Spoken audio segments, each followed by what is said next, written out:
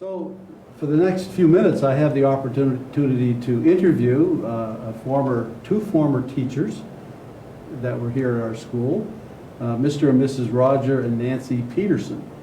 And so I welcome them to our time here today. Thank you for giving up of your day to come in and talk to us.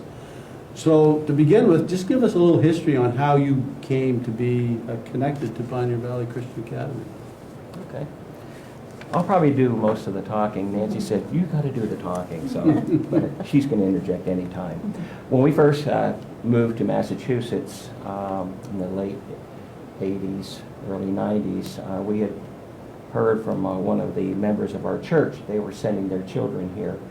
And with all that information, we became very interested in seeing our children come to Pioneer Valley Christian School at that time. And so we checked it out, and we thought, this looks like a great place here for them to attend. So, but anyway, why we were interested in this school is that it was Bible-based, and it was a safe place. And that was something very important for us.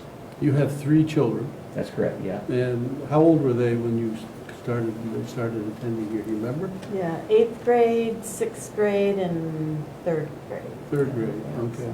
And at the time, you were pastoring a church in Westfield. In Westfield, yeah. okay. Mm-hmm. Yeah. So, from there, you ended up coming here to work. How'd that all happen? Well, that's a great story. Back then, Drew Smith was the principal of the school, and I had learned that he was doing the physical education class, which that is completely a polar opposite for him. So, but anyway, he had heard that I was an athlete, and he thought, well, do you think you might be able to take a phys ed class for me? And I said, sure, why not? So I decided I would do that, and one thing led to another. A couple Bible classes opened up, and eventually the school needed an athletic director, and so eventually, about a year later, I became a full-time employee here at the school. And but there are a couple of things that. Well, didn't Nancy come to work here too? But that A little bit later on. I was working at a different job, but I was doing some subbing, and then that led into preschool. So. Mhm. How many years were you in the preschool? 5. 5 years teaching Yeah. preschool. Yeah, loved it. Yeah. Loved it. Go ahead. So go ahead. What you were going to add? Well, I was going to mention that one thing led to another, and eventually I left my position as the pastor in Westfield Church, and then we moved here to Springfield, and we were here for 10 years. Well, at least that's where we were living for 10 years, and I served for 10 years here at the school. Some of the things that attracted me about the school, Tim, was the fact that as I began to become more and more interested in the school, one thing I really noticed that was a great value to us was the integration of Christian truth and values that the school had as its culture. There was an environment that encouraged students to receive a biblically based Christian education. And also, I noticed that the school really sought to inspire students to come to know Christ, to grow in their faith.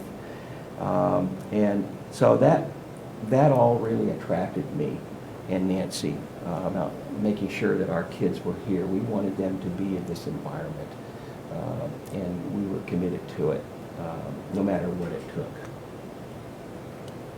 So when you think about the integration of faith, now you taught some Bible classes here, but we like to think we integrate faith into all of the classrooms.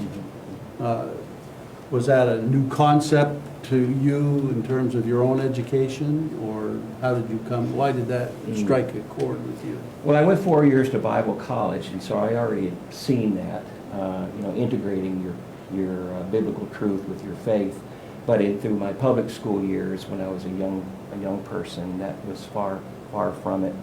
But I see that the integration of biblical truth with classes, and not only that, but on the athletic fields, on the basketball court, wherever it may be, that the integration of our faith in our sport, our classroom, our education is extremely important. So I see that our education here was well-rounded, not just focusing on education, not just focusing on sports, but bringing Christian values within that domain. That was important to us. So, one of the things I will tell you about both of them, she is an artist, an illustrator. Can you tell us a little bit about the book that you did? Oh goodness, That was a while long ago. ago. Yeah. Well, somebody was writing a book and they needed an illustrator, so I said, well, I'll give it a shot. So, You did a beautiful job. I remember that thanks. very much. Thanks. And with Roger, he's more than just been a pastor. He was a teacher here, but he's also a handyman. He knows how to build, and he's also a musician. And you played a role in my own son's life that's very important. My own son was here, and we had a program called J-Term, which is a January break when we offer other classes to our students for a week. So Roger agreed to teach kind of introductory guitar to some students. And my son, Jonathan, thought he would like to take that class.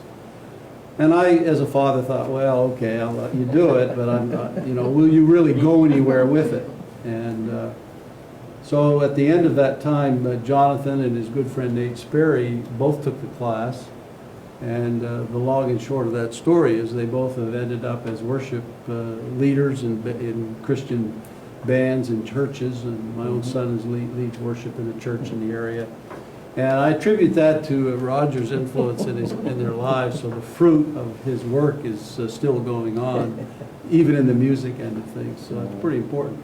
Yes. So as an athletic director in a school and being involved with sports, how do you think that connects with Christian schooling at all?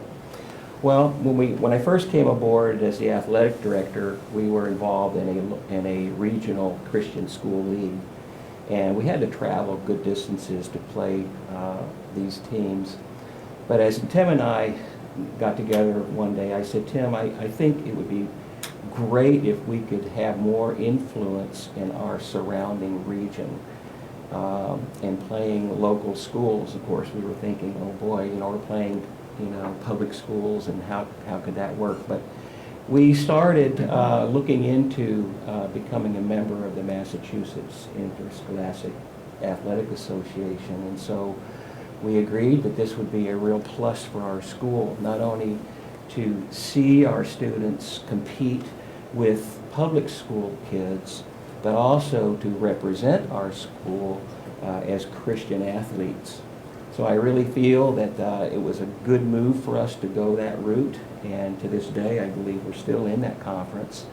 And but I really think it was a kind of it helped to catapult our sports program, even though we were weak the first few years. But eventually it catapulted our program and our school to get more public viewing as to what we were all about. So I believe that happened in the mid to maybe late 90s. Yeah. We joined that. So the gym that we had back in those days was a little different than the one we have Oh, now. absolutely. I dreamed of that gym, and but never saw it while I was here. But certainly seeds were planted, and eventually we got this beautiful facility that I just walk into it and I just go, wow, what God has done. Yeah. It's just amazing. Yeah, we've been blessed with some pretty good facilities for a small Christian school. The Lord has really blessed in that manner, and we're thankful for that. That new gym is really the hand of God. It really is. is. Making that a reality. Oh, gosh, yes. Yeah. I mean, we've seen some of the gyms at other Christian schools, and they pale in comparison. That it just blows my mind. It really does. So Nancy, you were a preschool teacher, and how did you see yourself as a preschool teacher? These little children coming in, and what was sort of your goal as a teacher as you bring these young children in, never been to school before, and you have a chance to interact with them? Yeah, I loved it, and just trying to help them to have a good beginning in their schooling years, that they would love school, and it was really nice. Did you find the children receptive of the teaching of yes. scriptures Oh, and very learning the much, Bible? Very much. Yeah. Very much. So the admonition to train our children when they're little and young seems to be your experience, that it's valuable Absolutely. for young people. Yeah. What was, along with that, Tim, it was neat, when we moved to Vermont after we left here, came back 15 years later, and so many of these students that we hadn't seen for many Yeah. years, like preschoolers Yeah. and things like that, they're now mothers and fathers and have Yeah. children, Yeah. and, Right. you know, We run it's, into them a lot. yeah, and it's just fantastic, especially to see those that are, you know, still going to church and things like that, so. If you were to think of some milestones that are important in your life while you were working here, can you think of anything that stood out in your experience at all that was particularly meaningful to you or affected your family in some way that stands out? I do remember the 25th anniversary. Mm, We were here for that, and that was a big deal. And here we Yeah. are at 50th. 50th. Yeah. You know, where did time go? So that was a milestone. And another thing, too, to be part of the accreditation process. Mm. I never experienced that before, but we're still involved with that This now. year, we're going through our self-study again. Self-study again, 10 years later. which really helps the school to really pull things together and see what are we all about, and are we on target on our mission. Right. So I thought that was really helpful, talking about culture. I mean, everything was uncovered and looked at Yeah. with a fine-tooth comb. So that was one thing. Another thing, too, we already talked about it, was our school then becoming a member of the Massachusetts Interscholastic Association for sports. That was very important for us. And then we also put our younger teams into CYO basketball. Yes. So we got ingrained in that community. So those were kind of milestones for me Yeah. in this process. Now, you have, your daughter, youngest daughter, is now a teacher here, Bethany Souza, and she has 4 children, and they attend the school. So how do you feel about that? That's kind Oh, of that's an fabulous. interesting experience for you. Right, we're involved in helping that happen by giving rides and logistical help Yeah. throughout the day, so. Yeah. Yeah, we're very involved in their lives too, but couldn't be prouder of Bethany. It makes us feel really good. It's like continuing the legacy that we laid into her life. And she's got gifts to bring to the school, and she's very talented and very smart, very organized, and I have no idea where she learned her math skills. She didn't get it from me. No? No, but anyway. I was wondering, who is she the most No. alike? Well, education-wise, she's the smartest, I think, but I've got the drive. And I'll never forget, just a funny little story about Bethany. I had her in my Bible class, and I think she was a senior. She was a brilliant student, but I gave her a B on a paper. Oh, I have never heard the end of it. never did. Never Still heard mad it. about Dad, that. you gave me a B. That was an A paper. So anyway, I had to kind of have her eat some humble pie. Yeah. You remind her that she earned the B. That's right. You She didn't earned it. That's right.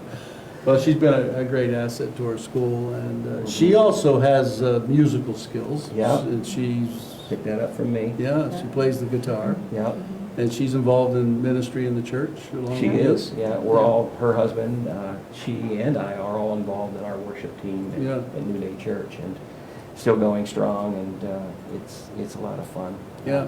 It's great having an outlet for our talents. And So- she's worked here with our young people to help with chapel when they sing. She leads a lot of that music there, Yeah, so yeah. she's been a blessing in that capacity. Yeah. So this is Giving Tuesday, so what would you say to people who are sitting there listening, thinking, well, we get lots of solicitations during this time of year from all kinds of organizations, and so we're another one. Yeah. What would you say to someone sitting out there thinking about whether they ought to support the Christian school? Christian education is just so important, and especially now when the alternatives are not so good. And even for parents thinking of sending their kids, when we first sent ours, we had to drive them from Westfield in the morning and in the afternoon. We had a carpool, and you mentioned Nate Sperry, he was in our carpool, and honestly, those kids would get me laughing so hard I could hardly drive. They were very funny, or they'd sleep, or we'd have, you never knew when you would get a really good conversation and you had a captive audience Yes. because they couldn't get out of the car till you got there. And it was, that was one of the things that we were thinking, oh boy, driving from Westfield every day, but it turned out to be an incredible experience. Very, very worthwhile, Yeah. and we have some really great memories from Yeah. that. Yeah. It was really terrific. You know, as a grandparent now and a former parent of students, so important to partner. PVCA is a partner of the family unit, and working hand in hand together. I want to continue to support PVCA as long as I live, and because I believe what the school is and what it has done for me and my children, now grandchildren, and for children that I've known over the years. It's a value that we highly esteem, and so we feel it's so important to invest in and to bless our children and grandchildren as much as we can to make sure that they become a part of this movement, the Christian education movement, of which PVCA is fabulous. Would not have traded these last 30 years or so in which we've been involved with this school in some way, shape, or form. We'll continue to support it. And I encourage you folks to continue to support the school as best you can. And yes, sometimes it's a sacrifice, but really is it when you're investing in such an important future in a child. You bring up an important thought, because we do often think of it as we're sacrificing, but we're really investing in the lives of young people and the future. And even the staff, you worked here, so you understand that when you were working here, you weren't paid very much. It was a pretty low salary for everyone who serves here. Because salaries and tuition are connected, 80% of our costs are salaries. So when we raise salaries, we have to raise tuition. And so a starting teacher makes about $30,000 fresh out of college. It's pretty hard to live on that. And so anyone who comes here to work does take a step of faith that God will be their provision, and the school ultimately does the best it can, and we are working to improve that. And as people give to the school, we can improve how we remunerate our staff, and that is certainly one of our goals. But even so, the Lord has provided through so many avenues and so many individuals over the years who have contributed to make the school a reality. Even buying this school back in 1984 and 5 was a God thing. And it was nice back then. Yes. It was a wonderful building back then. Exactly. And now it's like, Yeah, we were in a church basement, we end up Yeah. in this, it was a real school. Everyone said, Yeah. now we're in a real school. Yeah. And there was about, it was about 33,000 square feet when we bought it, and now it's 100,000 Wow. square feet. So Wow. that's the God working among people, giving to the school generously, yeah. making it possible for us to be what we are today. My one dream would be to see that Christian education would be more affordable Yes. for folks. I know we have a lot of folks in our church that just can't see, they just say, this, I can't afford it, but, you know, somehow, some way that this could be an affordable school for so many more people. Right. And somehow that would happen, that would be a dream of mine. Well, I think we do give a lot of financial aid away, about $750,000 worth of financial aid. That's just changing the tuition rate basically for a person based on their ability to pay. That's tremendous. But people have to take a step of faith, because if they do, I've seen people come here who have little means, but somehow God provides for them, but they have to take a step of faith first. And I think God doesn't always tell us in advance how He's going to cover our needs. We open our doors every year knowing that we have to raise a lot of money to pay our bills. But we take a step of faith, trusting that God is going to do that through the friends and families connected with the school. And God has been faithful for 50 years. And here we are, 50 years later, and the school is still operating. But it's not an easy task, and we live in a culture that is really against what we are about. Yeah, that's for sure. And getting worse. And becoming much more challenging, yeah. It is. So, do you think that a Christian school is a problem in the sense that are students sheltered from the real world by being in a Christian school, or do you think they're prepared for the real world? What would you think of that? I get that question sometimes.